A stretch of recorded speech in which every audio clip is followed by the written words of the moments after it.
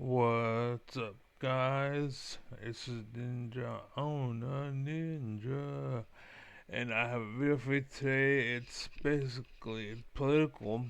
It has Brian Tyler Cohen. It's about J.D. Vance. It's about Obama. I think there might be mention of Trump. I don't remember, but we'll go over right now. Right now. So, you know, but that's your intro. Okay. Nah.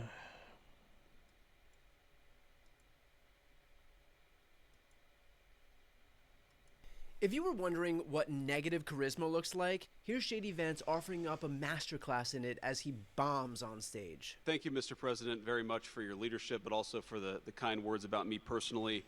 I knew exactly what I wanted to say, but then after the president said that I was so smart and that I didn't want to repeat our congresswoman who froze for 20 seconds over in Munich, now I'm tempted, sir, just to freeze for 20 seconds and just stare at the cameras, and maybe they'll say nice things about me like they do about Congresswoman Cortez. But I have three very brief messages. I mean, my God. I know that this is the Board of Peace, but JD Vance is out here doing his level best to murder any semblance of comedy. I am sorry that I ever said Greg Gutfeld wasn't funny. Now, what Vance is talking about is this moment from AOC at the Munich Security Conference just a few days back. Would and should the U.S. actually commit U.S. troops to defend Taiwan if China were to move? I think that this is such a, I think that this is of course a very long-standing policy of the United States. And I think what we are hoping for is that we want to make sure that we never get to that point, and we want to make sure that we are moving in all of our economic research and our global positions to avoid any such confrontation and for that question to even arise. Now, 2 points here. A little bit. Okay, so before he goes into whatever, this was, there was another mention. I'm trying to remember what it was. I think it was AOC, actually. And they asked a question, and her statement was very bland and very empty, but that's kind of what we needed, because the problem was we were active in an environment where we didn't know what the target was, basically. We're firing from the hip and we don't know where we're aiming at, so we need to just chill and let the dust settle before we make an action. And that's kind of what the answer was. And I remember Jon Stewart went off on that person. I think it was Kamala, possibly, or Michelle Obama, or I forgot. It was a while ago, but I think they actually removed that segment because I actually tried to make a video about it, but I couldn't find the evidence. But they said you have to give an answer, basically, right? You have to have a response. You have to have something ready. Like, you have to have something in the chamber. You can't have that silence in the room, right? And Brian is about to kind of watch. Bit in conflict with each other, but here's what my takeaway was. Was that a good answer by AOC? No. If you're going to go to the I disagree. Munich Security Conference, you have to be prepared for these questions. If you're going to be a contender for President of the United States, which I think I disagree and hope AOC will be, you have to be prepared for these types of questions. I disagree. With that said, where she eventually got was that we need diplomatic solutions before blindly upending the global order. And that's the point. That's why her not making a decision at the time was not good, because of what you just said. Eventually got was that we need diplomatic solutions before blindly upending the global order. And right. We need to think about it. That's the point. She thought about it. We need to think about it.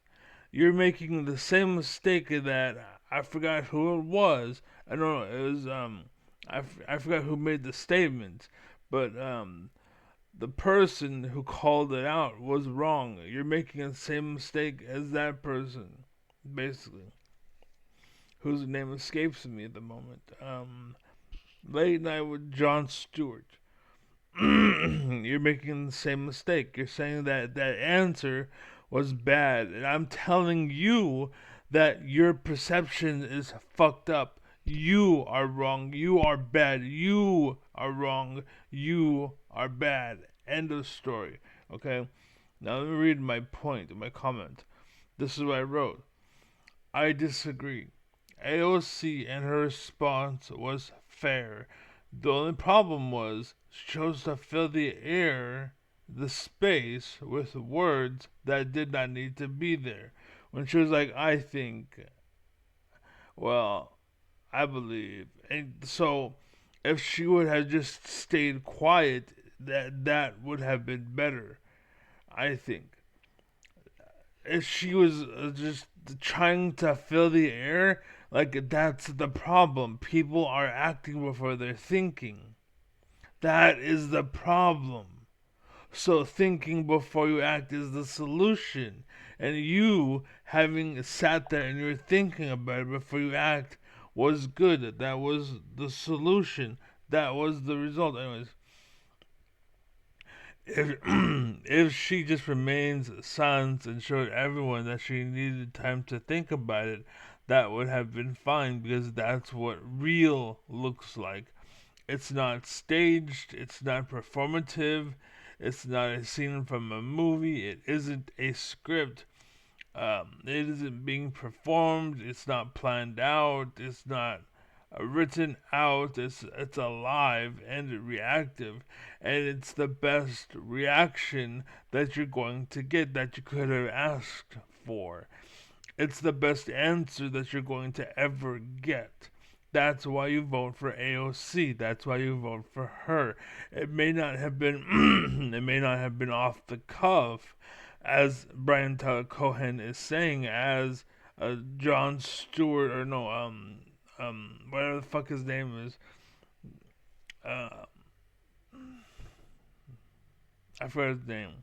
No. But yeah, he said it, right? And he called it out as that was a non-answer. That was just like you're saying that was a poor answer. You should have been performed for it. No, that was perfect. That's how it should have been, right? That's what you vote for her. It's not.